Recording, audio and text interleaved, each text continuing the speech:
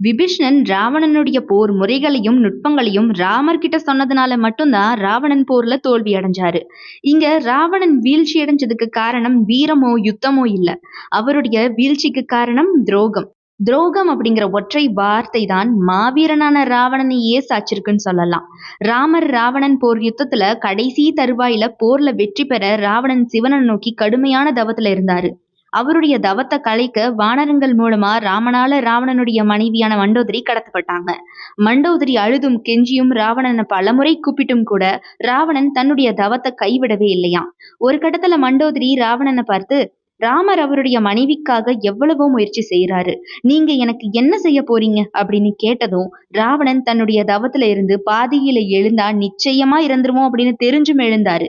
இந்த மாதிரியான இன்ட்ரெஸ்டிங்கான ஃபேக்ட்ஸ் எல்லாமே நம்ம ஹவுஸ் இட் சேனல்ல வரப்போகுது. அது எல்லாத்தையுமே பார்க்கறதுக்கு மறக்காம நம்ம ஹவுஸ் இட் சேனலை சப்ஸ்கிரைப் பண்ணிக்கோங்க.